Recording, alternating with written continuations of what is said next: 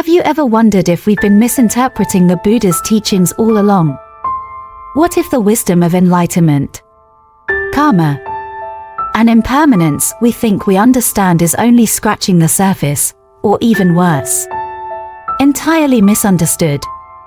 In today's exploration, we'll uncover one of the most profound truths about the Buddha's silence on certain questions. Why did the Buddha refuse to answer inquiries about the universe, the soul, and existence? Were they too complex? Or was there a deeper wisdom in his silence? The path to understanding the Buddha's teachings isn't always straightforward. Even during his lifetime, some of his closest disciples misunderstood him, twisting his teachings into extremes or adopting incorrect practices. These misunderstandings have echoed through time. And many of us today, inside and outside the Buddhist tradition, still grapple with the same questions. But what if we told you that the answers to these questions are not the keys to enlightenment, but rather the distractions that keep us from it? The Buddha himself warned against intellectual curiosity that leads to more suffering.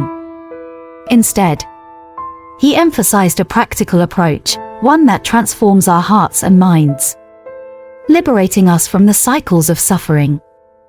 This is not just a philosophical discussion.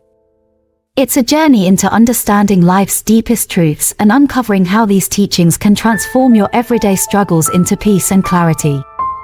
Stay with us as we delve into the 14 unanswerable questions and their significance. The Buddha's revolutionary focus on the mind, rather than the world. Stories and parables that reveal why silence is often the wisest response. And most importantly, we'll uncover lessons you can apply to your life today, lessons that can help you find freedom, clarity, and a deeper understanding of your true self. Welcome to the path to Buddhist wisdom. Let's begin this transformative journey together. Part 1. The Buddha's enlightenment was about the mind, not the world. When people hear the word enlightenment, they often imagine unlocking the secrets of the universe, discovering profound truths about existence, or solving life's greatest mysteries. But the Buddha's enlightenment was something entirely different. It was not about the external world or the cosmos. It was about the mind, understanding its nature, its processes, and ultimately, its liberation. The misunderstanding. Modern interpretations often draw comparisons between the Buddha's teachings and scientific discoveries. This can lead to the misconception that the Buddha was interested in explaining the physical universe. Many assume that suffering, its causes, and its solutions lie in changing the external world, as science attempts to do through technological and material advancements. But the Buddha's path took a radically different approach. He turned his attention inward, observing the interactions between the mind and its sensory experiences. He realized that reality is not determined by the material world but by the sensations and perceptions experienced by the mind. The Buddha's radical insight. The Buddha's enlightenment was centered on 4 key realizations, known as the Four Noble Truths. Suffering exists. Dukkha suffering is an inherent part of life, manifesting as dissatisfaction, pain, or discontent. The cause of suffering, craving, tan, attachment, and ignorance, avijja, are the root causes of suffering, arising from the mind's habitual reactions. The cessation of suffering, liberation, is possible by letting go of craving and ignorance. The path to cessation, the Noble Eightfold Path, provides a practical guide to transform the mind and achieve freedom. These truths revealed that suffering, its causes, and its cessation are not dependent on external circumstances but on the state of the mind. This was the foundation of the Buddha's awakening. Reality is perceived by the mind. Through profound meditation and mindfulness, the Buddha discovered a revolutionary truth. Reality is not the material world. but the sensations, perceptions, and mental constructs that arise in the mind. This understanding contrasts sharply with the scientific perspective, which sees reality as external and objective, while science seeks to alleviate suffering by changing the external world. The Buddha taught that true liberation comes from transforming the mind. He explained, the 6 sense bases, eyes, ears, nose, tongue, body, and mind, interact with their corresponding objects, forms, sounds, smells, tastes, tactile sensations, and mental objects. These interactions produce sensations, perceptions, and thoughts, which lead to either attachment or aversion. Suffering arises when the mind clings to pleasurable sensations or rejects unpleasant ones. By observing these processes, the Buddha realized that enlightenment comes not from controlling the world but from understanding and transforming the mind's reactions to it. A focus on the mind, not the universe. The Buddha's teachings emphasize that liberation is achieved through inner transformation, not through exploring or changing the external world. For this reason, he refrained from answering questions about the universe's nature, such as, is the world eternal or finite? Does the universe have boundaries? What happens to the soul after death? The Buddha considered these inquiries distractions from the ultimate goal of liberation. He once said, for someone who has ended suffering, whether the universe is infinite or finite no longer matters. These questions do not lead to peace.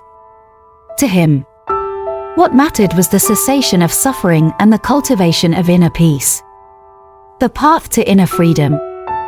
Unlike science, which looks outward to understand and manipulate the material world, the Buddha's teachings guide us inward to observe the mind's workings. His enlightenment revealed the impermanent nature of all phenomena, the interplay between sensory experiences and mental reactions, the root causes of suffering and the way to uproot them. For the Buddha, questions about the universe's structure or the origins of existence were irrelevant. The key to freedom lay in understanding how the mind creates suffering and how it can be liberated. Closing this section, the Buddha's focus on the mind, not the external world, was a groundbreaking departure from the spiritual and philosophical inquiries of his time. By uncovering the mind's role in creating suffering, he provided humanity with a practical path to liberation. In the next section, we'll explore the 14 profound questions the Buddha chose not to answer and why his silence holds deep wisdom for our journey toward enlightenment. Part 2. The 14 questions the Buddha refused to answer. During his lifetime, the Buddha was frequently asked questions about the nature of the world, existence, and the self.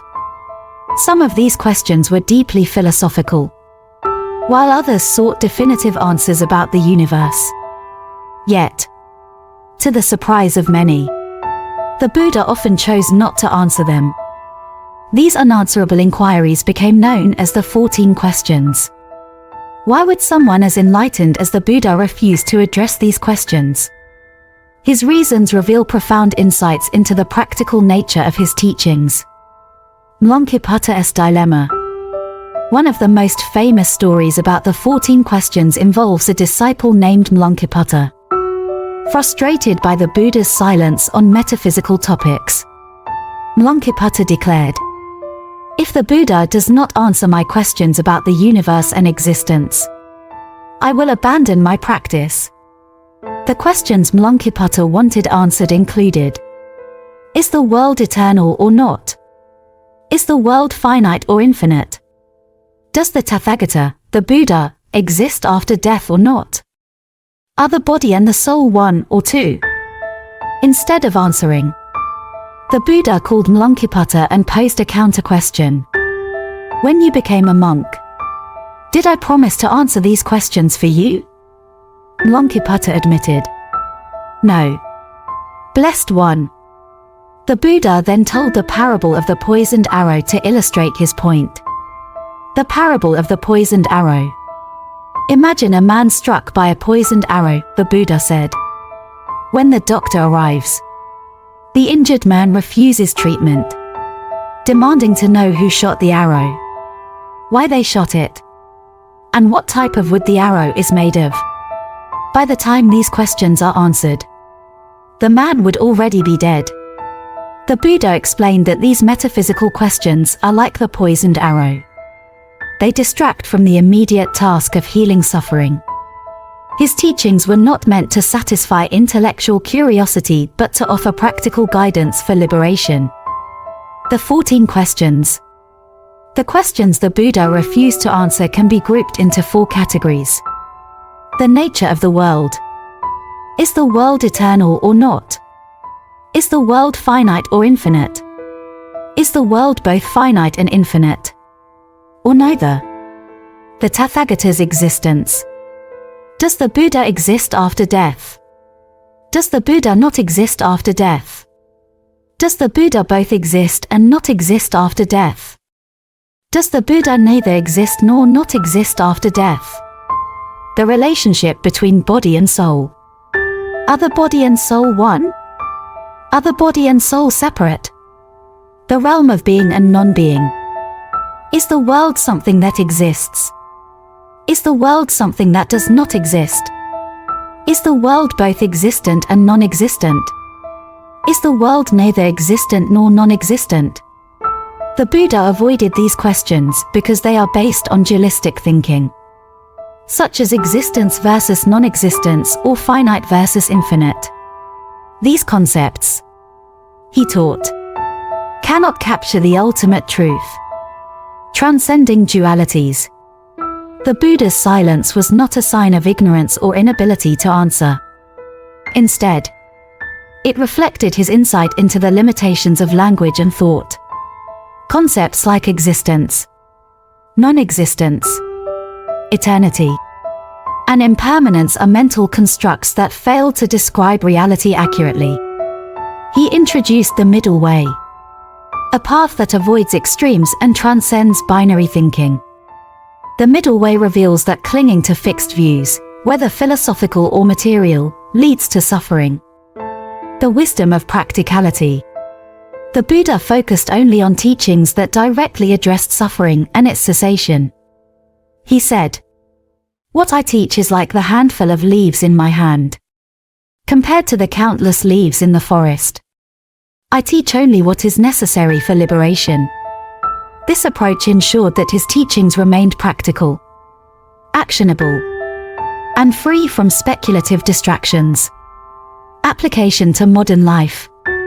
Even today, many of us get lost in unanswerable questions. What is the purpose of life? Is there life after death? Is the universe infinite? While these questions may be intriguing, they do little to alleviate our daily struggles.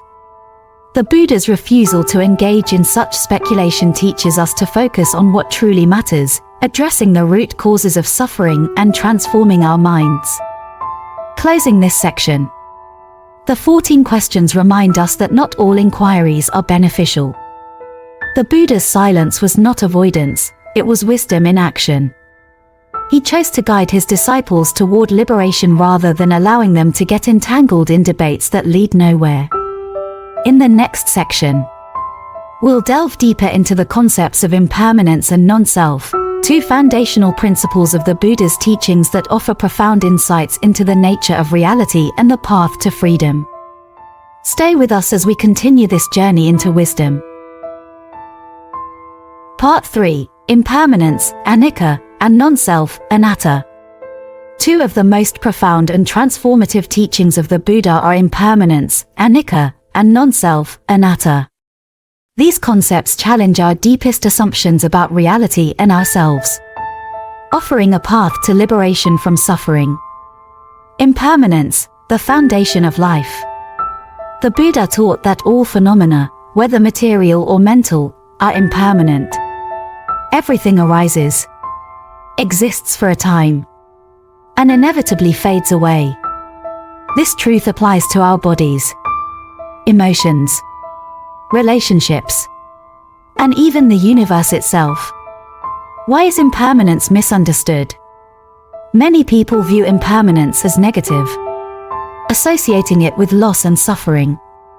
But the Buddha emphasized that impermanence is not something to fear, it is, in fact, the foundation of life and transformation. Consider this example. A seed transforms into a plant because of impermanence. Without change, a baby would never grow into an adult. Healing from illness is possible only because the body is not static. Impermanence allows growth, renewal, and the potential for liberation. Without it, we would be trapped in a frozen, unchanging existence. Non-self, the truth of no ownership. The concept of non-self challenges the belief that there is a permanent, unchanging essence, an eternal I or soul, within us. The Buddha taught that what we think of as self is merely a collection of 5 ever-changing aggregates. Form, physical body. Sensation, feelings of pleasure, pain, or neutrality. Perception, recognition and mental labeling. Mental formations, thoughts, emotions, and intentions. Consciousness, awareness of sensory and mental phenomena. Each of these aggregates is impermanent and subject to change. Together, they create the illusion of a stable self. The Buddha asked his disciples, "Is form permanent or impermanent?" The disciples replied, "Impermanent."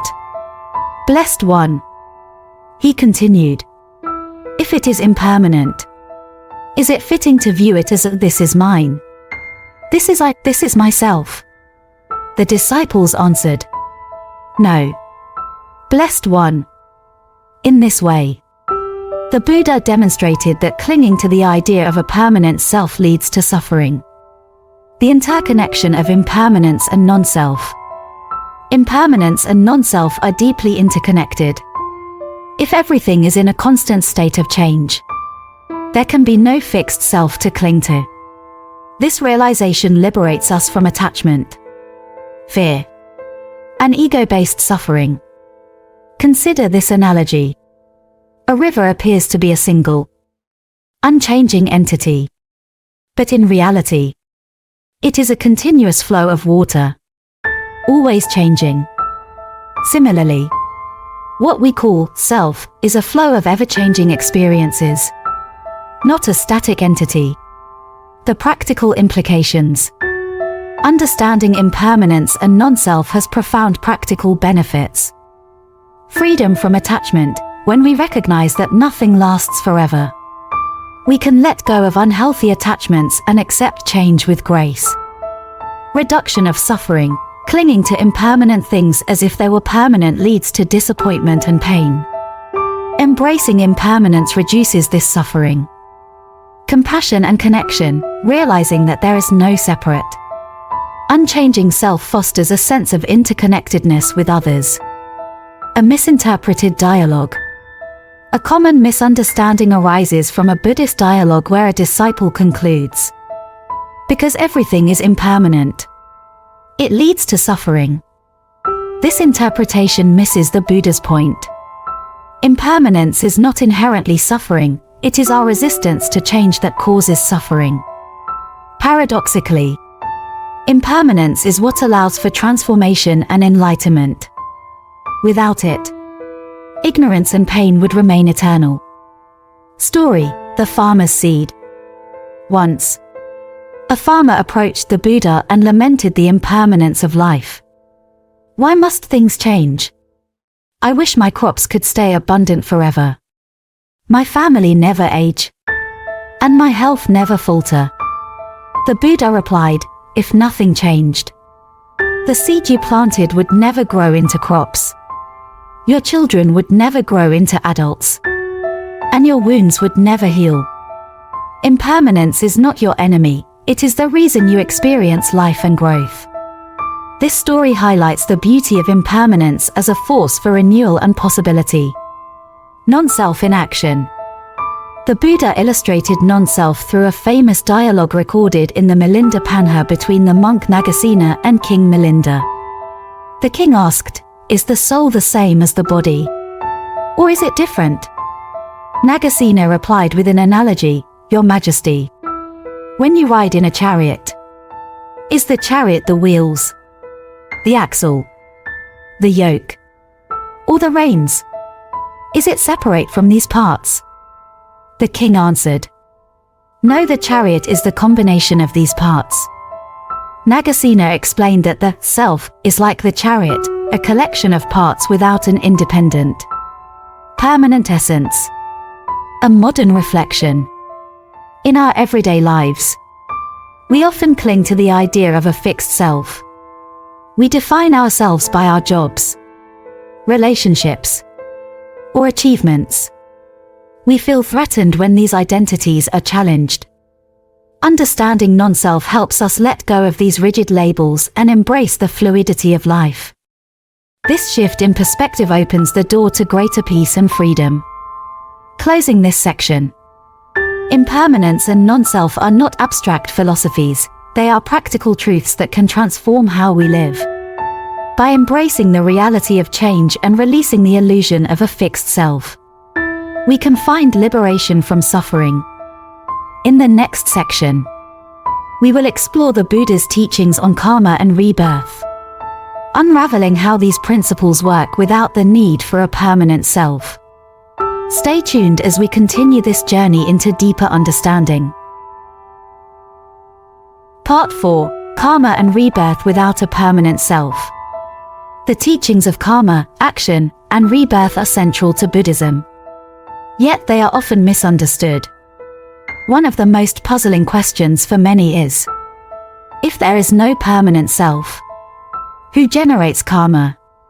And who experiences its effects? This apparent paradox has intrigued practitioners and scholars for centuries. To understand it, we must explore the Buddha's profound insights into the nature of actions, consequences, and the cycle of rebirth, without relying on the concept of a fixed self. Karma, the law of cause and effect. The Buddha taught that karma is not a system of punishment or reward, nor is it controlled by a deity. Instead, it is the natural law of cause and effect. Skillful actions, motivated by kindness, generosity, or wisdom, lead to positive outcomes. Unskillful actions, driven by greed, hatred, or ignorance, result in suffering. Karma operates like planting seeds. When you sow seeds of compassion and kindness, they eventually grow into a harvest of happiness and peace. When you sow seeds of anger and selfishness, they yield pain and conflict. However, these seeds are not tied to a permanent self.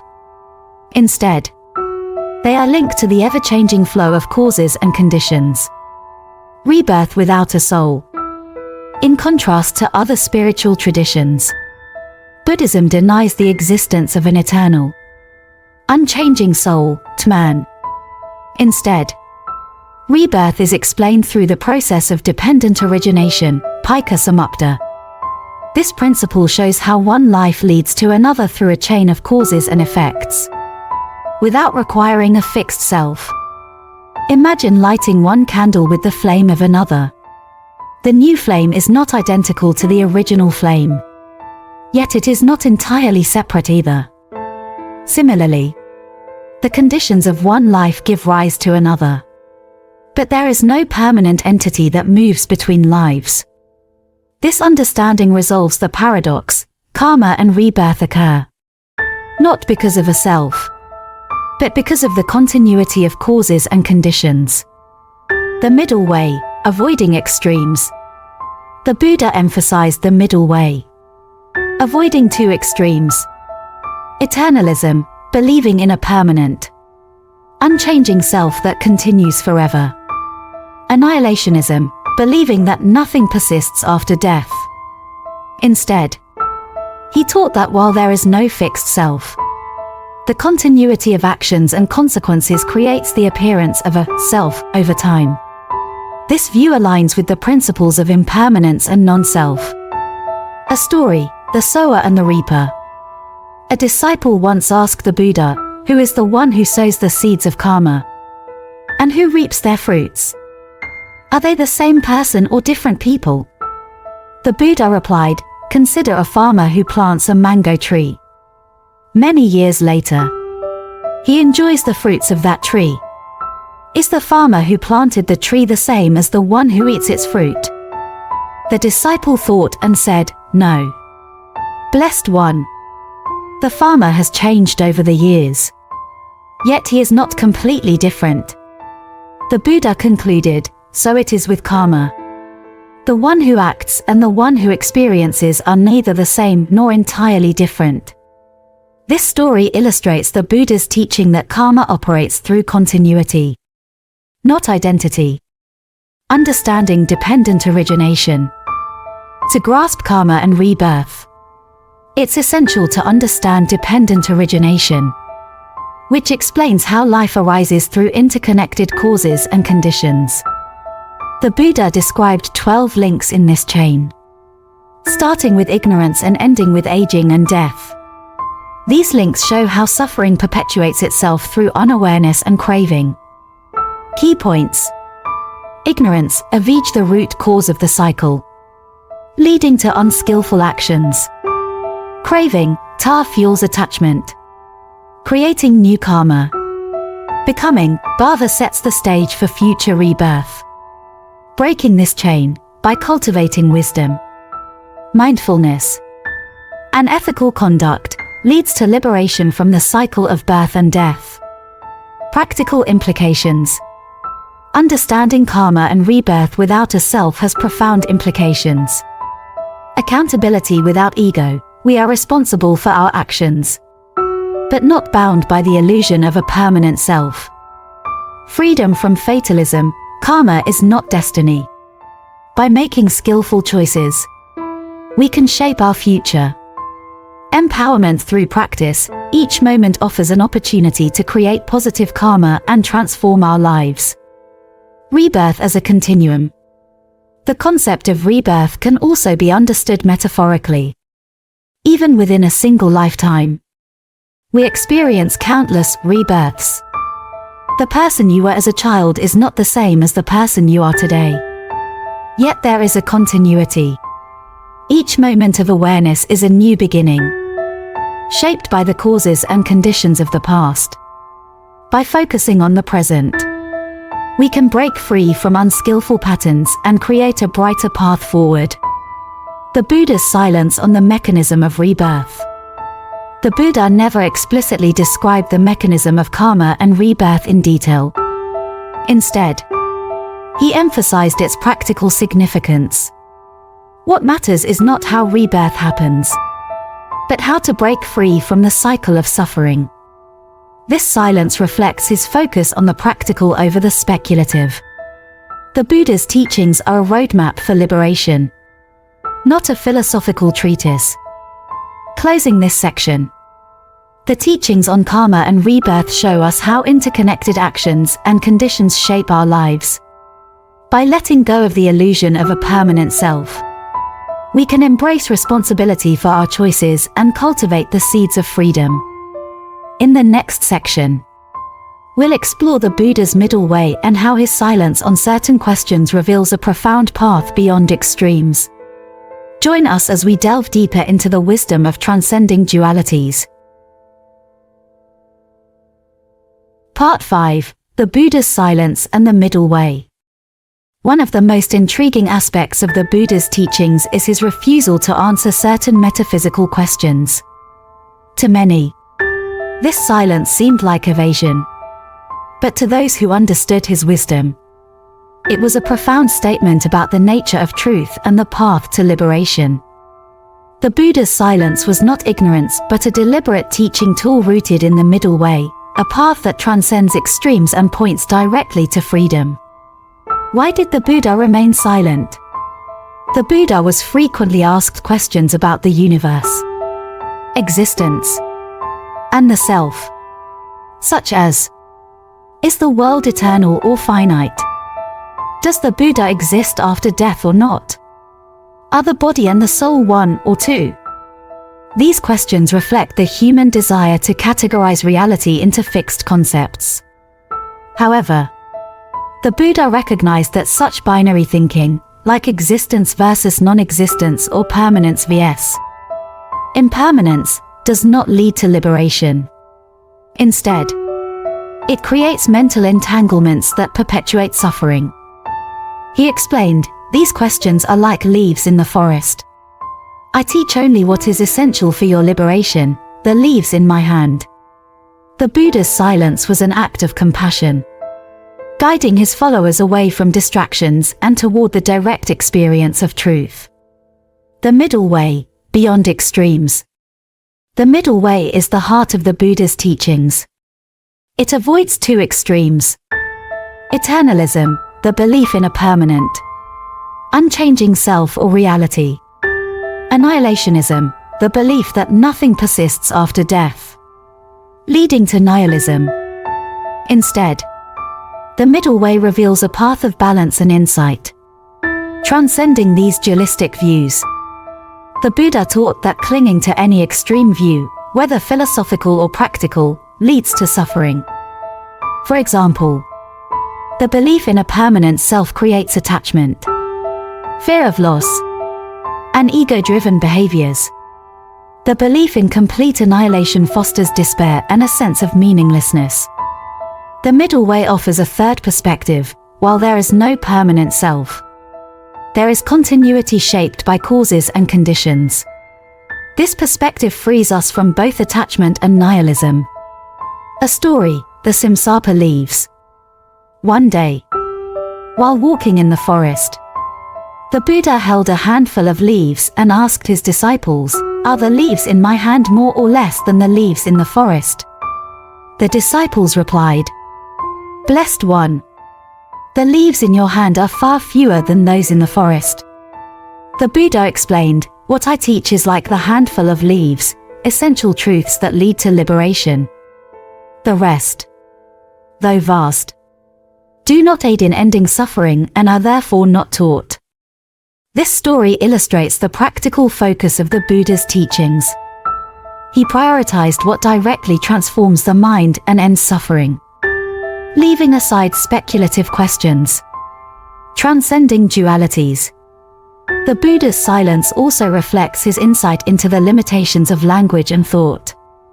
Concepts like existence and non-existence are mental constructs that fail to capture the nature of reality.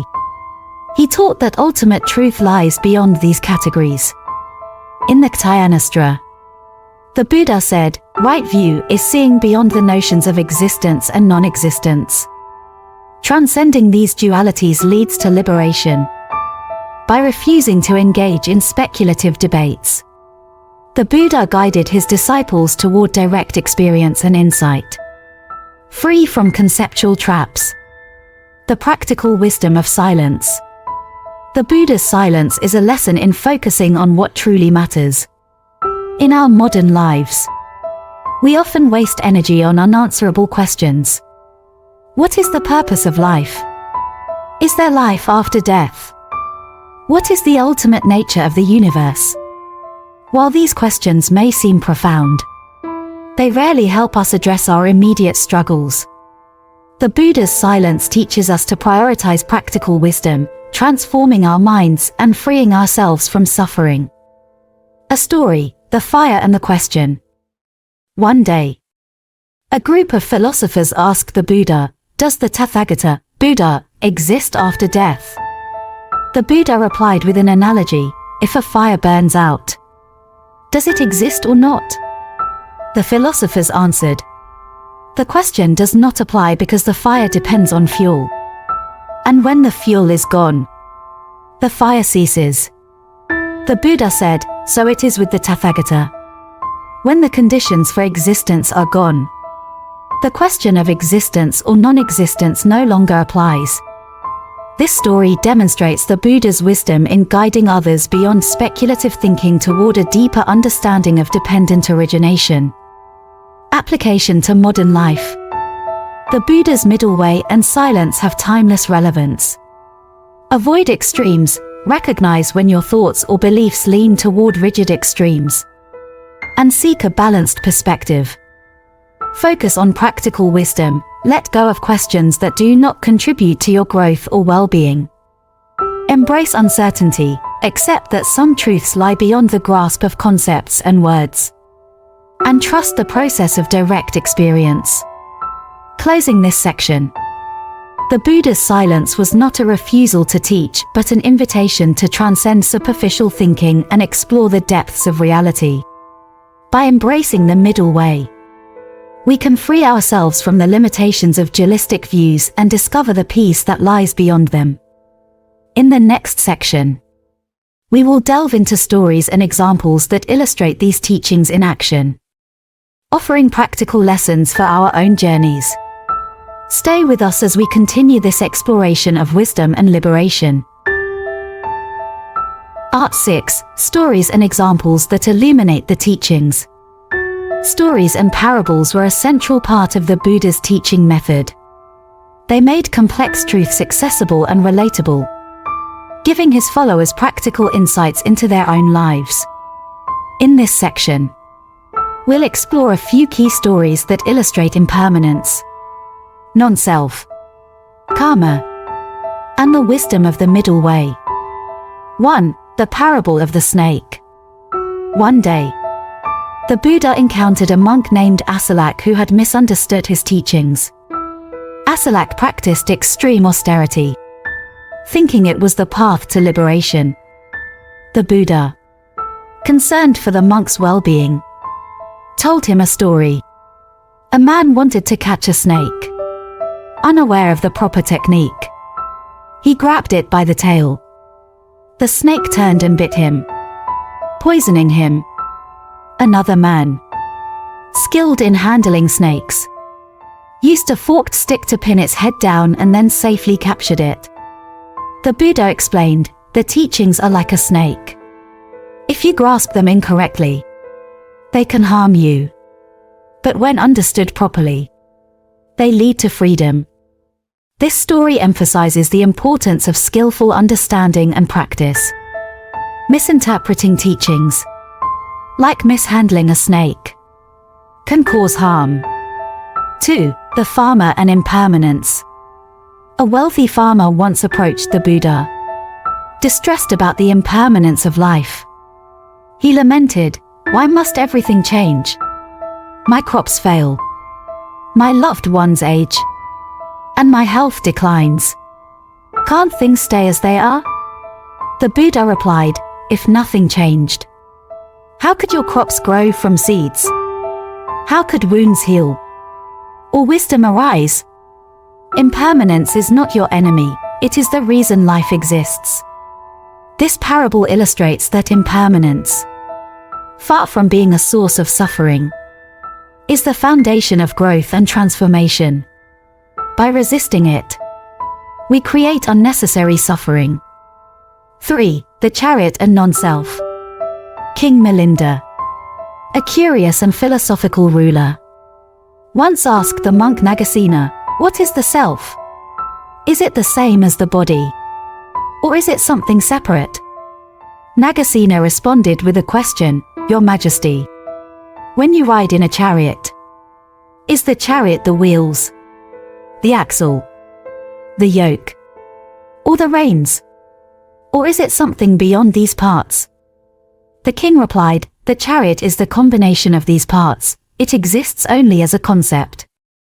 Nagasena concluded, "So it is with the self.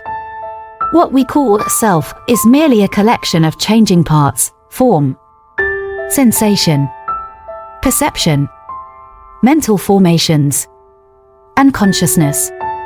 There is no unchanging essence beyond these aggregates." This analogy helps us understand that the self is an illusion created by our attachment to impermanent components. 4. The poisoned arrow. One of the most famous stories illustrating the Buddha's practicality is the parable of the poisoned arrow. A man struck by a poisoned arrow refuses medical treatment, insisting on knowing irrelevant details. Who shot the arrow? What type of wood is the arrow made from? Why was he targeted? By the time these questions are answered, the man would have died. The Buddha explained, speculative questions distract from what truly matters, healing suffering and finding liberation. This story reminds us to focus on practical wisdom and let go of unanswerable questions. 5. The middle way and the stringed instrument. A monk named Sona practiced with such intensity that he injured himself. Frustrated, he approached the Buddha, saying, "I practice day and night, yet I see no progress. What am I doing wrong?" The Buddha asked, "Sona, do you play the lute?" Sona replied, "Yes." Blessed one. The Buddha continued, "If the strings are too tight, what happens?" "They snap." Sona answered, "And if they are too loose?" "They produce no sound." The Buddha smiled and said, "So it is with your practice. Find the balance, not too tight, not too loose, and you will progress." This story beautifully illustrates the middle way as a path of balance, avoiding extremes. 6. The burning house. In the Lotus Sutra, the Buddha tells a parable about a man whose house is on fire. His children, unaware of the danger, refuse to leave. To save them, the man promises gifts outside the house, enticing them to safety. Once they are safe, he reveals the truth: "The gifts I promised were just a skillful means to save you. The real gift is your life and freedom." This story shows how the Buddha tailored his teachings to meet people where they were, guiding them toward liberation step by step. 7. The two arrows. The Buddha once asked his disciples, when struck by an arrow, "Is it painful?" "Yes." "Blessed one," they replied, "if a second arrow strikes the same spot, is it more painful?" "Yes." "Blessed one." The Buddha explained, the first arrow represents unavoidable suffering, illness, loss, aging. The second arrow is the suffering we add through resistance, fear, and anger. While we cannot avoid the first arrow, we can let go of the second. This teaching highlights how much of our suffering is self-inflicted and how mindfulness can help us break this cycle. 8. The banyan tree. A disciple asked the Buddha, "What supports the world?" The Buddha pointed to a mighty banyan tree and replied, "The world is supported by actions, intentions, and choices. Just as this tree grows from its roots, care for the roots of your actions, and the world will flourish." This story reminds us of the power of karma and ethical conduct in shaping our lives and the world around us. Practical lessons. Each of these stories offers valuable insights. Impermanence allows for growth and healing. Non-self frees us from clinging to illusions. The middle way teaches balance in thought and practice. Karma empowers us to shape our future through skillful actions. By reflecting on these parables, we can find guidance for navigating the challenges of life with wisdom and compassion. Closing this section, the stories and examples shared here bring the Buddha's teachings to life, showing us how to apply them in our own journeys. In the next section, we'll draw all these insights together, offering a conclusion that ties the core teachings to a practical path for liberation. Stay with us as we uncover the final lessons of this transformative journey. Part 7. The conclusion: A path to liberation. The teachings of the Buddha are a profound invitation to transform our understanding of life, ourselves, and the world around us.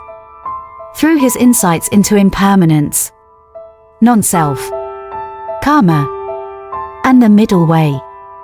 He offered a practical guide to transcend suffering and uncover a state of lasting peace and liberation. Let us now bring together the lessons explored throughout this journey. 1. Liberation lies within the mind. One of the Buddha's most revolutionary teachings is that true freedom is found not in changing the external world but in transforming the mind.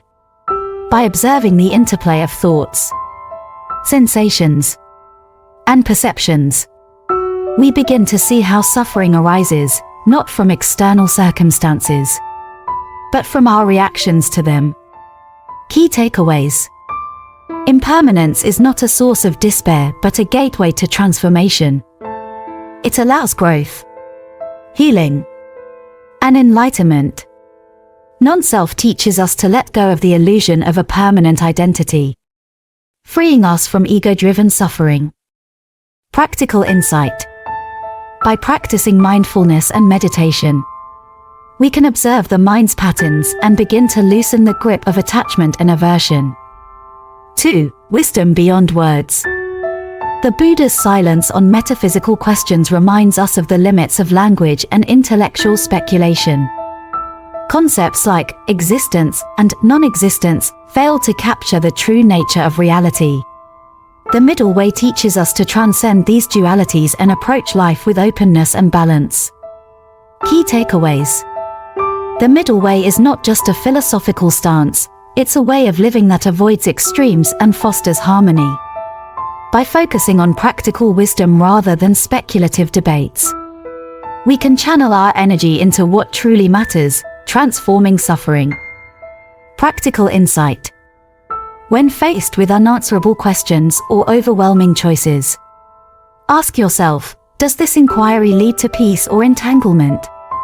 Focus on what directly supports your growth. 3. Stories that illuminate. The Buddha's teachings come alive through parables and stories that resonate across time.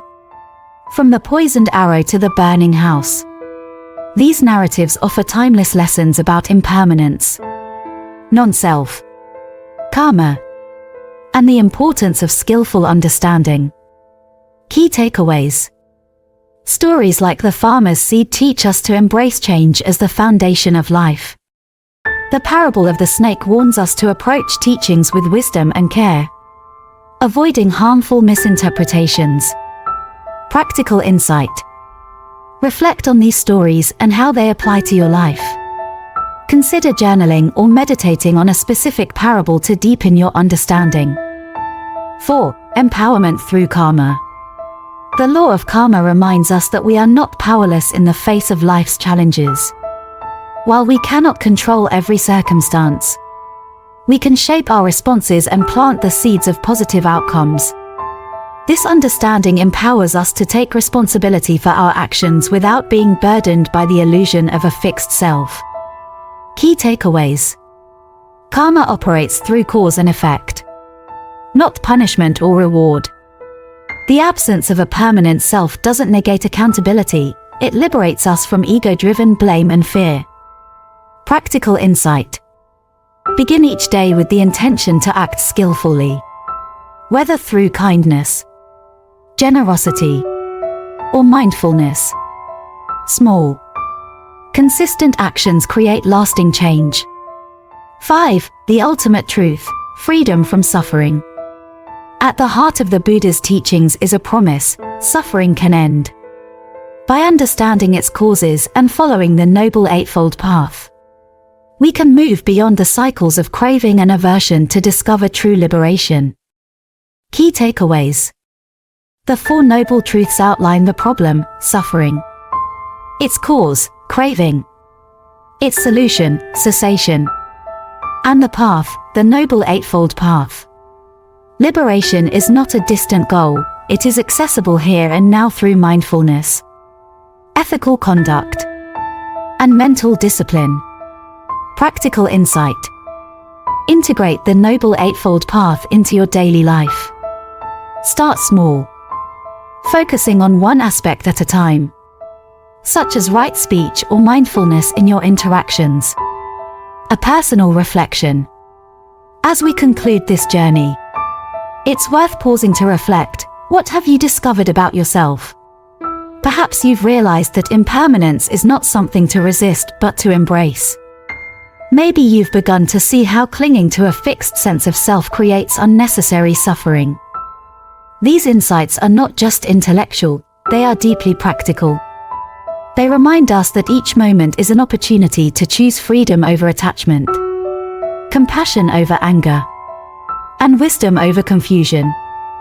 A final story, the forest path. The Buddha once compared his teachings to a path through a dense forest. He said, "I can only point the way. The path must be walked by each person for themselves." This reminds us that the teachings are not a destination, but a guide. Liberation is not something we find outside, it's a journey inward. One step at a time. Call to action. As we end this exploration, I invite you to take the first step, or the next step, on your own path to liberation. Begin with small practices, such as mindfulness or daily reflection. Embrace impermanence and the opportunity it offers for growth. Share these teachings with others, spreading the light of understanding and compassion. And most importantly, stay curious.